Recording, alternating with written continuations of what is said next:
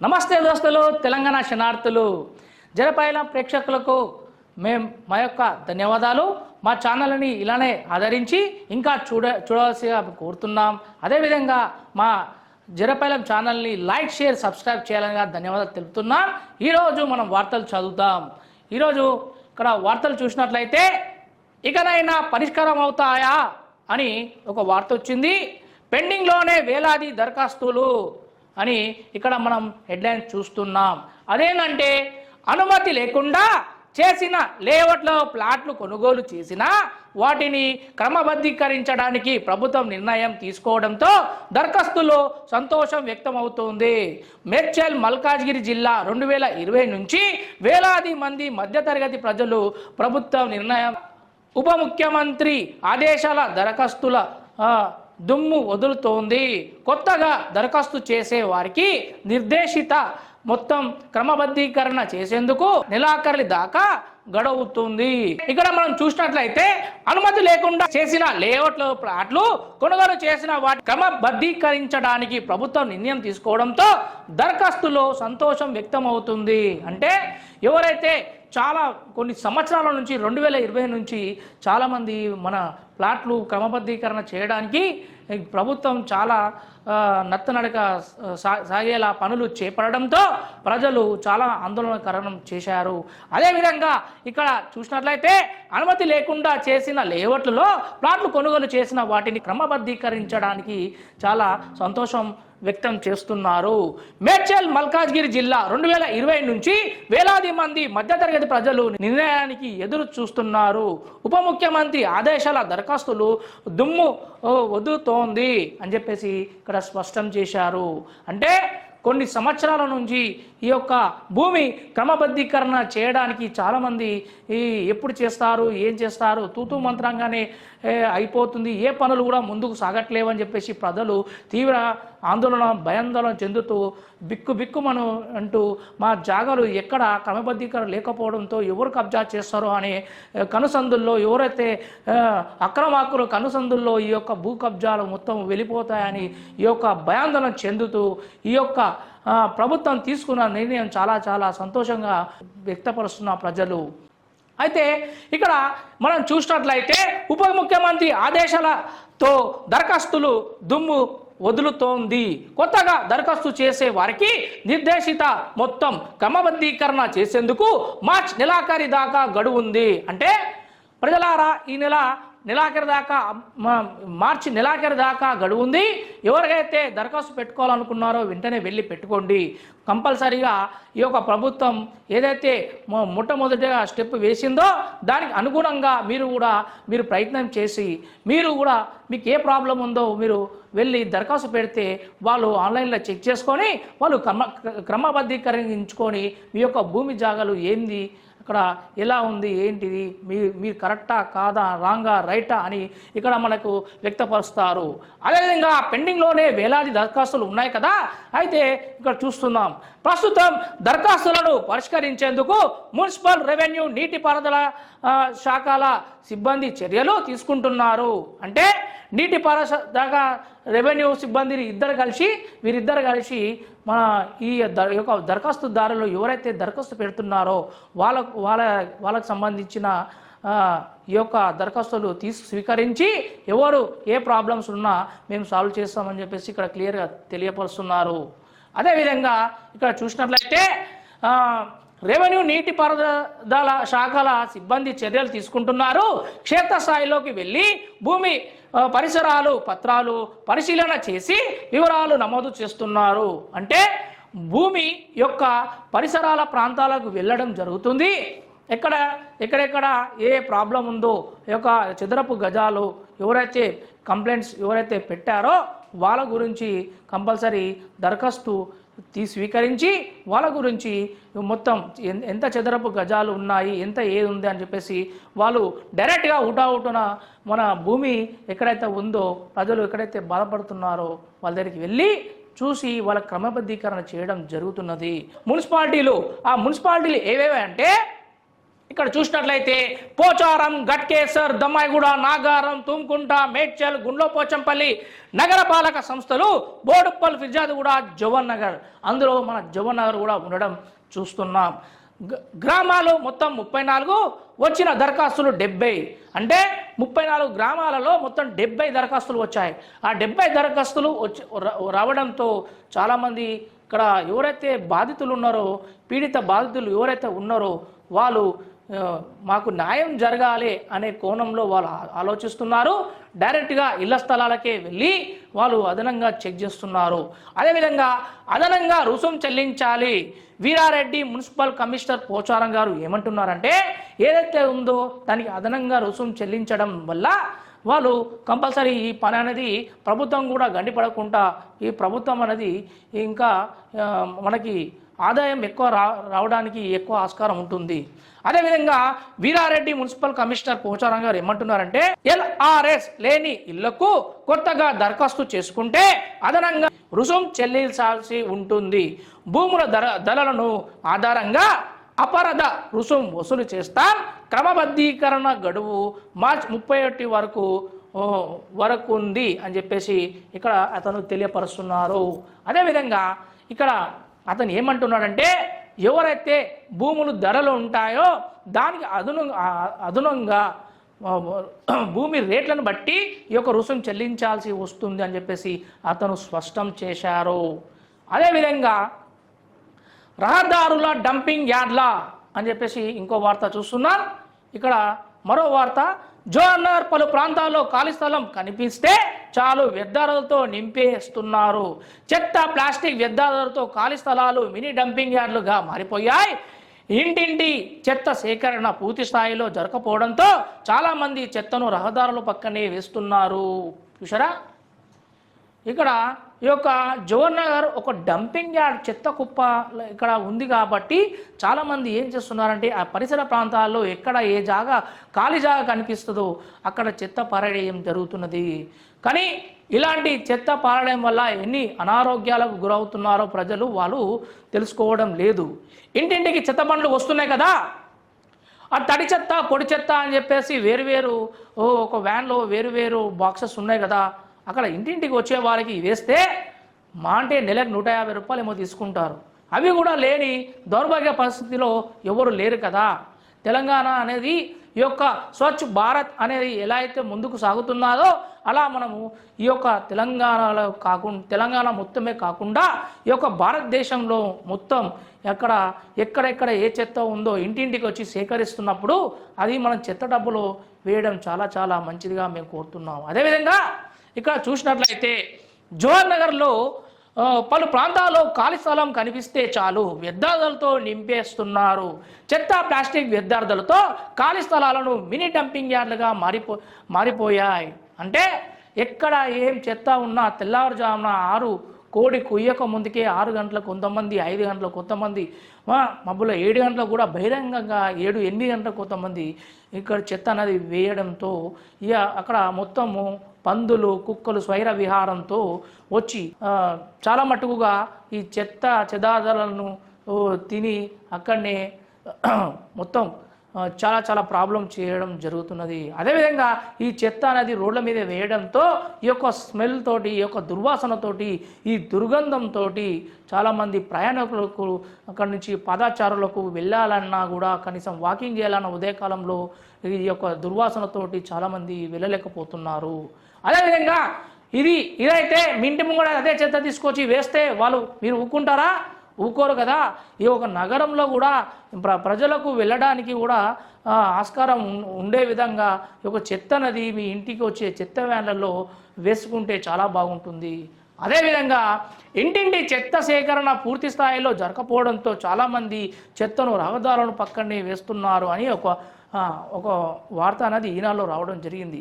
అంటే ఇంటింటికి చెత్త వేయడం వారు చాలామంది వస్తారు, కాకపోతే వాళ్ళకు కూడా జీతపత్యాలు ఉండవు కాబట్టి వాళ్ళకు కూడా డబ్బులు అనేది ఇస్తే ఆ డబ్బులు అనేది ప్రతి నెలకు 3 నెలలకు ఒకసారి 4 నెలలకు ఒకసారి ఇస్తే వాళ్ళకు కూడా పిల్లలు ఉంటారు, వాళ్ళకు కూడా జనజీవ సాహసంలో ఉంటున్నారు కాబట్టి వాళ్ళకు కూడా వాళ్ళ పిల్లలకి వాళ్ళకి తినడానికి తిండి బట్ట కావాలంటే కూడా ఇక్కడ ఆ చెత్త సేకరణ ఇస్తేనే కదా వాళ్ళు జీవనం సాగించే వాళ్ళు ఉంటారు. అదేవిధంగా అలాంటి వాళ్ళ కోసం మీరు చెత్త అనేది ఇంటింటికి వచ్చిన వాళ్ళకి మీరు సహకరిస్తే వాళ్ళు కూడా సహకరిస్తారని కోరుచున్నాం.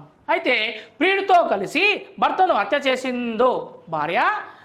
ఇద్దరిని మేడ్చల్ పోలీసులు బుధవారం అరెస్ట్ చేశారు. మేడ్చల్ పట్టణం కింది బస్తీలో సోమవారం అనుమానాస్పద స్థితిలో రమేష్ మృతదేహం దొరికింది. పరిశోధనలో ఇలా రమేష్ భార్య లలిత పనిచేసే చోట నరసింహ పరిచయం అయ్యాడు. అతనితో అక్రమ సంబంధం పెట్టుకుంది. తన భర్తకు విషయం తెలిసిపోయిందని గుర్తించి అతన్ని ఎలాగైనా వదిలించుకోవాలని ప్రియుడితో కలిసి పథకం వేసింది. ఆదివారం రాత్రి భర్త మద్యం మత్తులో నిద్రిస్తుండగా ప్రియుడితో కలిసి టవల్తో గొంతు నులిమింది. బయట ఏదో జాబ్ చేయడానికి భార్యని బయటికి పంపిస్తే భార్య చేసే నిర్వాహకం ఇదా అని ఇక్కడ రాయడం జరిగింది. ఏంటంటే ప్రియుడితో కలిసి భర్తను హత్య చేసిందో భార్య. ఇద్దరిని మేడ్చల్ పోలీసులు బుధవారం అరెస్ట్ చేశారు. అమ్మా పిల్లి కళ్ళు మూసుకొని పాలు తాగుతుందని కాదు, అలే ధోరణిలో చాలా మంది వెళ్తున్నారు. జాగ్రత్త ఉండండి, తస్మాత్ జాగ్రత్త ఉండండి. మీకు తెలియకుండా మీ వెనకాలనే మూడో కన్ను ఉంది. మీరు ఎన్ని తప్పులు చేసినా కంపల్సరీ అది బయట పడేక తథ్యం కాదు. ఎందుకంటే మీరు చేసే తప్పులని మీకు కప్పిపుచ్చుకోవాలనుకున్నా ఒకవేళ భర్త చూడకున్నాను కూడా సమాజం చూస్తుంది. తస్మాత్ జాగ్రత్త. నేనేం చెప్తున్నానంటే ఈ యొక్క భార్యనే కాదు భర్త తప్పు కూడా ఉంటుంది. కానీ ఈ యొక్క భర్త ఒక భార్యని ఎంతో నమ్మకం ఉందని జాబు పంపిస్తే చేసే నిర్వాహకం ఇదా అని చాలామంది ముక్కులో వేలు వేసుకున్న వాళ్ళు ఎంతోమంది ఉన్నారు. కానీ అందరి గురించి చెప్పడం లేదు. కొంతమంది భార్యలు చాలామంది ఆల్రెడీ పెళ్ళైనాక పిల్లలు ఉన్నాక సెకండ్ టైం ప్రేమించడం, అతను మంచిగా చూసుకుంటున్నాడు, మా భార్య కంటే మంచిగా మా భర్త కంటే చాలా చాలా మంచిగా చూసుకుంటున్నాడు అని మెసేజ్లు చాటింగ్లు చీటింగ్లు చేయడం చాలా చాలా తప్పు. ఎందుకంటే ఈ యొక్క కన్న తల్లిదండ్రులు వాళ్ళు కని పెంచి మిమ్మల్ని పెద్ద చేసి మిమ్మల్ని ఒక అయ్య చేతికి అప్పచెప్తే మీరు చేసే నిర్వాహకం ఇదా అని చాలామంది ముక్కున వేలేసుకొని చాలామంది వడ్డిస్తుంటారు. అలాంటి వాళ్ళు జాగ్రత్త ఉండండి. ఇకనైనా మీరు తప్పులు చేయకుండా మీ యొక్క భర్తే సర్వస్వంగా ఉండి మెదులుకొని ఉంటే మీరు సమాజంలో అందరికీ ఆదర్శంగా ఉంటారని మేము కోరుతున్నాం. ఇక్కడ ఇంకో వార్త చూస్తున్నాం. మండలాలతోనే జిల్లా పరిషత్తు 19 ఎంపీటీసీలు స్థానాలు 66,046 మంది ఓటర్లు. Medchal collectorate news today. Medchal Malkajgiri జిల్లా పరిషత్తు 3 మండలాలకే పరిమితం అయ్యింది. ఇక్కడ చూసినట్లయితే ఇక్కడ 3 మండలాలతోనే జిల్లా పరిషత్ అని చెప్పేసి ఇక్కడ వార్త చూస్తున్నాం. అదేవిధంగా అత్యల్పంగా 19 ఎంపీటీసీల స్థానాలే ఉన్నాయి. ఈ ఎన్నికలకు అధికార యంత్రాంగం సర్వం సిద్ధం చేసింది. ఇవి మండలాల మేడ్చల్, షామీర్పేట, మూడుచింతలపల్లి తగిన 2 మండలాల కీసర, గట్కేసర్ మండలాల పురపాలక సంఘాలలో విలీనమయ్యాయి. జెడ్పీటీసీ మరియు అక్కడ ఎంపీటీసీ స్థానాలు పూర్తిగా తగ్గిపోయాయి. ఇక్కడ చూస్తున్నాం మనము. అయితే ఇక్కడ ఎంపీటీసీ జెడ్పీటీసీలు చాలా చాలా తగ్గిపోయాయి, ప్లస్ విలీనమయ్యా అని చెప్పేసి ఒక వార్త చూస్తున్నాం. మేడ్చల్ మల్కాజ్గిరి జిల్లా పరిషత్ కార్యాలయంలో మండలాలు ఎంపీటీసీ స్థానాలు మేడ్చల్ డబిల్పూర్లో 1 మరియు 2 వచ్చేసి రాజబొలారం, రావుల్కోల్, శ్రీరంగవరం, ఎల్లంపేటలో నూతన్కల్, మొత్తం ఇన్ని ఉన్నాయి. షామీర్పేట, అలియాబాద్లో 1 మరియు లాల్గూడ, మలక్పేట్, తుర్కపల్లిలో, మజిద్పూర్లో 2, మూడుచింతలపల్లి, లక్ష్మాపూర్, కేశవరం, అనంతారం, కొల్తూరు మరియు జగ్గంగూడ, ఉద్దెమర్రి అని చెప్పేసి ఇక్కడ చూపిస్తున్నారు. మండలాల వారీగా ఓటర్ల వివరాలు. మండలంలో ఎంపీటీసీలు స్థానాలు చూస్తున్నాం.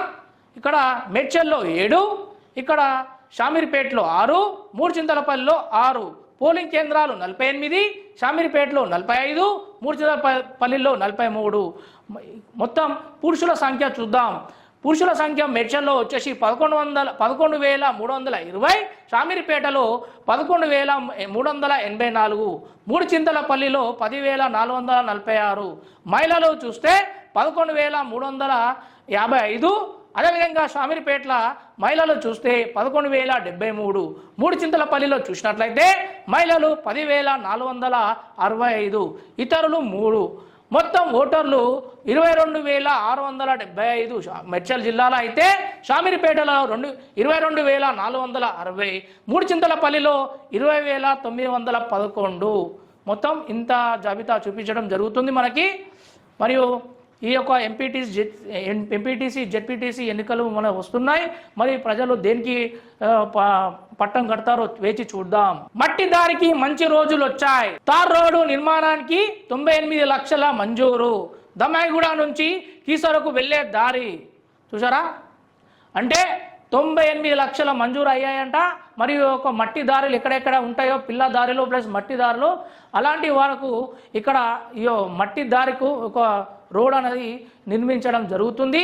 దానికి 98 లక్షలు మంజూరు కావడం జరిగిందని చెప్పేసి ఇక్కడ మనకు తెలియపరుస్తున్నారు.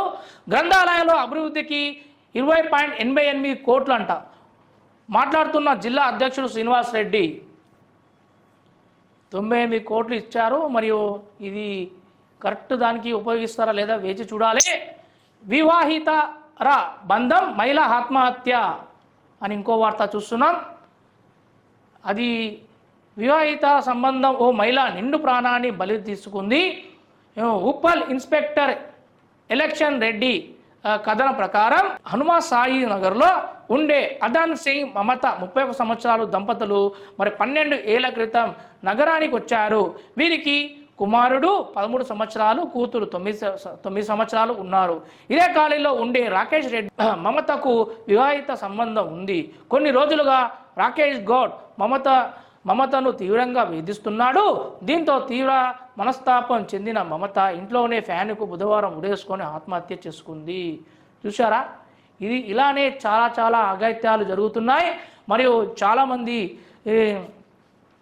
పిల్లం ఉన్నాక కూడా మరి ఇంకో పిల్లంతో వివాహిత సంబంధం పెట్టుకోవడంతో కొంతమంది సెన్సిటివ్గా ఉంటారు. అలాంటి వారు చాలామంది ఏం చేస్తారంటే ఈ యొక్క వేదన తట్టుకోలేక ఆ అమ్మాయి ఉరి వేసుకోవడం జరిగినది.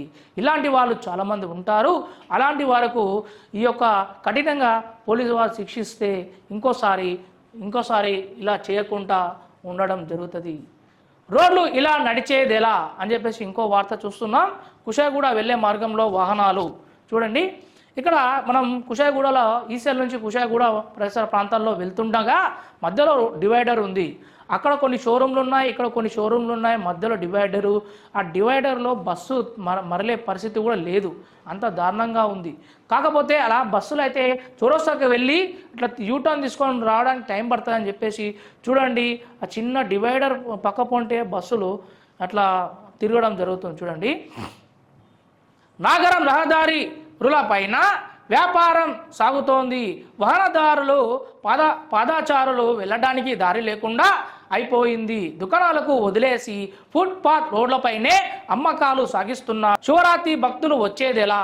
కొద్ది రోజుల్లో మహాశివరాత్రి ఉత్సవాల కీసర రామలింగేశ్వర స్వామి దేవాలయం జరుగుతున్నాయి. ఈ జాతరకు భక్తుల తాకిడి అధికంగా ఉంటుంది. అధికారులు ఏం చేస్తున్నారు? నాగారం నుంచి కీసర ఈసీఏఎల్కు వెళ్ళే ప్రధాన రహదారికి విభాగాన్ని మధ్యలో వ్యాపార ప్రకటనలతో బోర్డులను భారీగా పెట్టారు. వీటితో రోడ్డు దాటే వారు యూటర్న్ తీసుకోవడం చాలా కష్టంగా ఉంటుంది అని చెప్పేసి అక్కడున్న వాహనదారులు మరియు అక్కడున్న పాదాచారులు ఇబ్బంది పడుతున్నారు. అన్ని ఖాళీగానే ఉన్నాయి కదా, ఇలాంటి వాళ్ళకు మార్కెట్లో చోటు ఇస్తే వాళ్ళు రోడ్ల మీద అమ్ముకోకుండా ఇట్లా బజార్లో పడకుండా ఇక్కడ ఎవరికి ఇబ్బంది పడకుండా ఉంటాయి కదా అని ఇక్కడ మనకు వార్త చూస్తున్నాం. పాదబాటను వదిలారు. రోడ్డుకు ఇరువైపులా పాదబాటలు నిర్మించారు. వీటిని ఆక్రమించి మరియు ప్రకటన బోర్డులు, పండ్లు దుకాణాలు ఏర్పాటు చేశారు. ఇక్కడ చూడండి, అన్ని ఇక్కడ బోర్డులు కూడా పెట్టారు కదా. ఇక్కడ బోర్డులు పెట్టకుండా అక్కడ నుంచి వచ్చిన వాహనాలు రావాలంటే ఎదుట వాహనాలు ఎటువైపు నుంచి వస్తుందో మనకు కనిపిస్తుంది. యూటర్న్ తీసుకున్నప్పుడు యాక్సిడెంట్లు ఇలానే జరుగుతాయి. అలా కాకుండా ఇలా యాడ్ ఏజెన్సీ వాళ్ళు ఇట్లా బోర్డులు పెట్టి అట్లా కనిపించకుండా చాలామంది యాక్సిడెంట్లు కూడా గురవుతున్నారు. ఇబ్బందులు లేకుండా చర్యలు తీసుకుంటాం అని ఎవరంటున్నారయ్యా? భాస్కర్ రెడ్డి నాగారం కమిషనర్ ఏమంటున్నాడంటే, అంతా పనంతా అయిపోయిన తర్వాత మళ్ళీ మీకు వార్తలు రాస్తేనేనా మీరు స్పందించేది, లేదంటే మీరు స్పందించారా? అయ్యా భాస్కర్ రెడ్డి గారు ఏమంటున్నారంటే, త్వరలో స్పెషల్ డ్రైవ్ పెట్టి ప్రజలకు ఇబ్బంది కలగకుండా ప్రకటనలు బోర్డులు తొలగిస్తాం, వాహనదారులను ఇబ్బందులు లేకుండా చేస్తాం. అంటే ఇక్కడ మనకు పేపర్లో ప్రచురితం అయితేనే మీరు స్పందిస్తారా, లేకుంటే మీరు స్పెషల్ డ్రైవ్ చేయలేరయ్యా భాస్కర్ రెడ్డి గారు? ఇలా మీలాంటి వాళ్ళు ఇలా ఉండడం వల్లనే ఇలాంటి బోర్డులు ఇంకా పెరిగిపోతున్నాయి, ఇలాంటి యాక్సిడెంట్లు కూడా అవుతున్నాయి. పాదాచారులకు మరియు వాహనదారులకు చాలా చాలా తీవ్రంగా ఇబ్బంది పడుతున్నారు. ఒకసారి మీలాంటి వాళ్ళను సస్పెండ్ చేస్తే, మీలాంటి వాళ్ళని సస్పెండ్ చేస్తే ఇంకా వేరే వేరే గ్రామాలలో కానీ వేరే వేరే కాలనీలో కానీ ఇలాంటి వాళ్ళ కోసం ఇక్కడ వాళ్ళకి బుద్ధొచ్చేలా చేయడం జరుగుతుంది. రహదారి పక్కన రాళ్ళు, కొండ నాలుకలకు మందేస్తే ఉన్న నాలుక ఊడినట్టు భారీ వాహనాలు రోడ్డు పక్కన నిలపకుండా పోలీసులు పెద్ద రాళ్లను వేశారు. అవే ఇప్పుడు ప్రమాదకరంగా మారాయి. మేడ్చల్ చెక్ పోస్ట్ నుంచి గండిమైసమ్మ వెళ్లే రహదారిలో వీటిని వేశారు. భారీ వాహనాలు ఆగుతున్నాయి, వీటితో పాటు ప్రమాదాలు జరుగుతున్నాయి. పోలీసులు ఒకసారి ఆలోచించండి అని చెప్పేసి ఒక వార్త అనేది ఇక్కడ చూస్తున్నాం. అదే ఇక్కడ రోడ్లు అనేది మరమ్మతులు చేసేటప్పుడు ఇలాంటి పెద్ద పెద్ద బండరాళ్ళు ఇక్కడ సైడ్కి వేస్తే ఇక్కడ చూసి చూడనట్టు కొంతమంది మార్కెట్లో ఎవరైతే వాహనదారులు పెద్ద పెద్ద వాహనదారులు ఇలాంటి బండరాలకు యాక్సిడెంట్ అయ్యే అవకాశాలు ఎన్నో ఉన్నాయి. కాల్వ నిండింది వరదై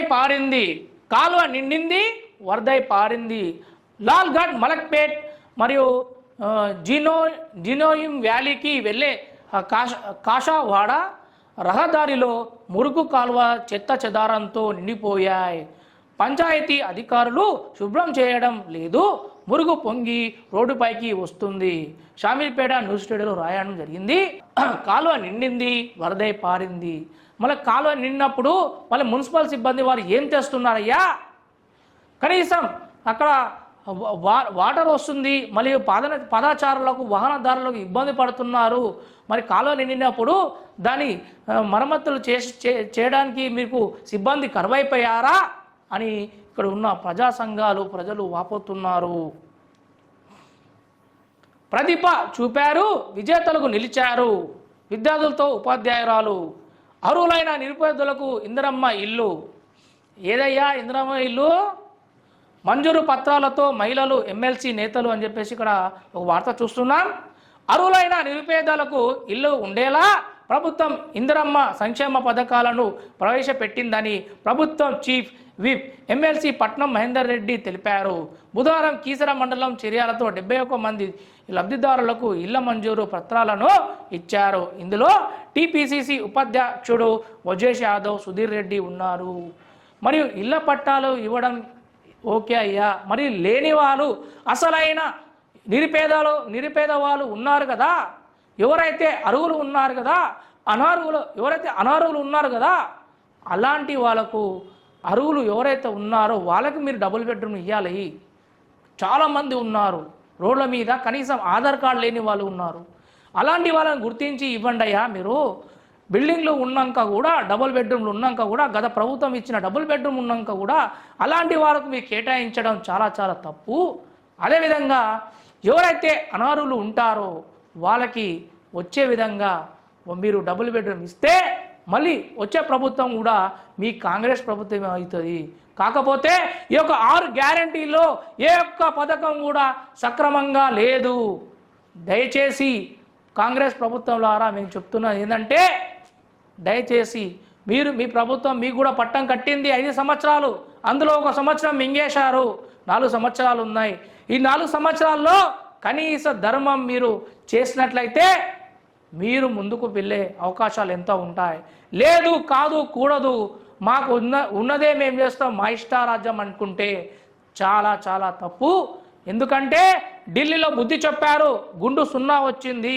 మీరు అనుకున్న విధంగా మీరు అన్నారు కదా, మీకు తెలంగాణ ప్రభుత్వంలో బీఆర్ఎస్కి గుండు సున్నా వచ్చిందని ఎలా అంటున్నారో అదేవిధంగా మీకు ఢిల్లీలో కూడా మీకు గుండు సున్నాని అధోగతి చేశారు. అదేవిధంగా ఇప్పుడు కూడా మీరు కళ్ళు తెరుచుకోకపోతే నెక్స్ట్ వచ్చే 4 సంవత్సరాలు కూడా మీరు కరెక్ట్గా 6 గ్యారెంటీలు సక్రమంగా ఇవ్వకపోతే జరిగేది మీకు కూడా ఇదే గుండు సున్నా రావడం జరుగుతుంది. అందుకోసమే జాగ్రత్త ఉండండి, తస్మాత్ జాగ్రత్త ఉండండి. ఇక్కడ మరొక వార్త చూస్తున్నాం. చెట్టు కొమ్మలకే వెలుగు, కాలనీలో చీకటి. ఉప్పల్లోని సర్వే ఆఫ్ ఇండియా చౌరస్తా నుండి ప్రశాంత్ నగర్ బ్యాంకు కాలనీలో వెళ్లే మార్గంలో వీధి దీపాలు చెట్లు కొమ్మల్లోనే వెలుగుతున్నాయి. కాలనీ రహదారిపై వెలుతురు పట్టడం లేదు. చీకటిగా ఉండడంతో ఆ మార్గంలో మహిళలు వెళ్ళడానికి ఇబ్బంది పడుతున్నారు. చూసారా, ఇక్కడ ఇలాంటి ఈ చెట్ల మధ్యలో అంటే ఫస్ట్ లైటే పెట్టారు, తర్వాత చెట్టు కొమ్మలు వచ్చి లైట్కి అడ్డం రావడంతో ఈ యొక్క చిమ్మ చీకటి కావడంతో అక్కడ పాదాచారులకు చాలా తీవ్రంగా, ముఖ్యంగా మహిళలకు చాలా ఇబ్బందిగా మారుతుంది. అలాంటి వారకు ఇలా లైట్లు ఎక్కడైతే ఉందో తీసి కొంచెం పక్కన పెట్టాలి, లేదంటే అక్కడ కొమ్మలు నరికేస్తే అక్కడ వెలుతురు ఉండడం జరుగుతుంది.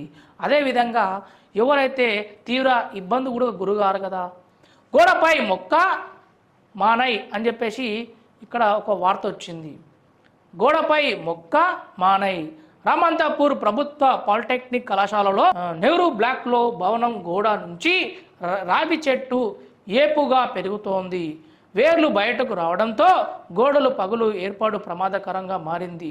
ప్రభుత్వ పాలిటెక్నిక్ కళాశాలలో నెహ్రూ బ్లాక్ భవనం గోడకు పెరుగుతున్న రావి చెట్టు అని చెప్పేసి మరో వార్త వచ్చింది. చూడండి, అక్కడ ప్రిన్సిపల్ ఏం చేస్తున్నట్టున్నారు. కనీసం ప్రిన్సిపల్ ఒక సిబ్బందిని పెట్టుకోనన్నా కనీసం వాళ్ళ అతనన్నా తీసేస్తే బాగుంటుంది కదా, మాకేందిలే అని చెప్పేసి పోతే ఇలాంటి దౌర్భాగ్య పరిస్థితి ఏర్పడడం జరుగుతుంది. ఇంకోటి వార్త, నకిలీ సాస్ తయారీ దారి అరెస్ట్. అంటే ఇక్కడ సాస్ తయారు చేయడంలో కూడా మొత్తం నకిలీగా చేస్తున్నారు. అదేందో చూద్దాం. నిషేధిత రసాయనాలు రంగులతో నకిలీ సాస్ తయారు చేస్తున్న వ్యాపారి గుట్టు రట్టయింది. బుధవారం కుషాయిగూడ ఎస్ఐ సాయిలు మహిళా కానిస్టేబుల్ కుషాయిగూడలోని ఇక్కడ వాసవి నగర్లో వ్యాపార కుంటాల సంధ్యారాణి 39 సంవత్సరాలు ఇంటిపై దాడి చేశారు. ఆమె నిషేధిత రంగులు రసాయనాలతో నకిలీ టమాటా, మిర్చి, సోయా సాసులు తయారు చేస్తుందని గుర్తించారు.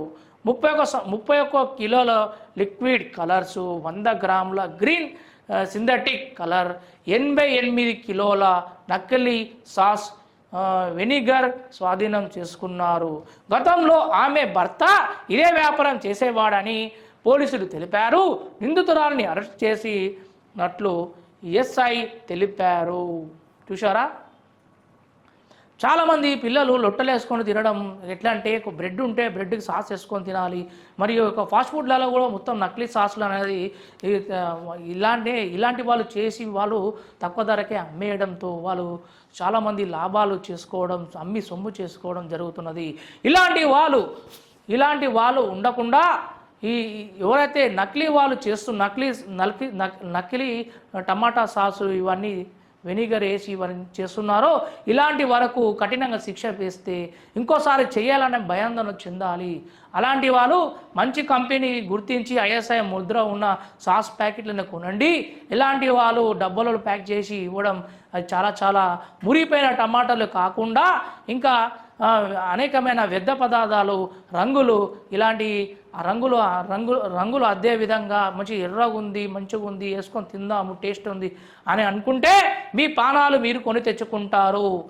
క్యాన్సర్ వ్యాధికి క్యాన్సర్ వ్యాధులు చాలా ఇలాంటి వాళ్ళ వల్ల చాలా క్యాన్సర్కి రావడం చాలా ఉంటాయని నేను చెప్తున్నాను. ఎందుకంటే ఇక్కడ చూస్తున్నాం, నిషేధిత రంగులు రసాయనాలతో నకిలీ టమాటాలు, మిర్చి, సోయా మరియు సాసులు తయారు చేస్తుందని గుర్తించారన్నమాట. అంటే ఇది కిలో లిక్విడ్ కలర్స్ 100 గ్రాములు గ్రీన్ సింథటిక్ కలర్లు 88 కిలోలు నకిలీ సాసు వెనిగర్ స్వాధీనం చేసుకున్నారంటే చూడండి ఎంత సరఫరా చేస్తున్నారు, మార్కెటింగ్ చేసి అమ్మి సొమ్ము చేసుకోవడం జరుగుతున్నది. ఇది ఒక బిజినెస్గా మారిపోయింది మొత్తం నకిలీగా. అంటే టమాటాలు కిలో ఉంటే టమాటాలు ఒక 10 కిలోలు ఉంటే అందులో రంగేసి దాన్ని మొత్తం నీరు పోసి దాన్ని మొత్తం ఒక 50 కిలోలు 100 కిలోలు చేసి అమ్మి సొమ్ము చేసుకోవడం జరుగుతుంది.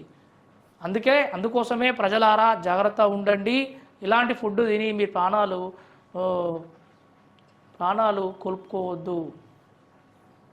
కీసరగుట్ట పాలక మండలి ప్రమాణ స్వీకారం అని చెప్పేసి మరొక వార్త చూస్తున్నాం. పాలక వర్గంలో ఎమ్మెల్సీ మహేందర్ రెడ్డి తదితరులు ప్రముఖ శైవ క్షేత్రంగా ప్రసిద్ధికెక్కిన కీసరగుట్ట రామలింగేశ్వర స్వామి దేవస్థానం కమిటీ పాలక మండలి ఆలయ మహామండపంలో ప్రమాణ స్వీకారం బుధవారం జరిగింది.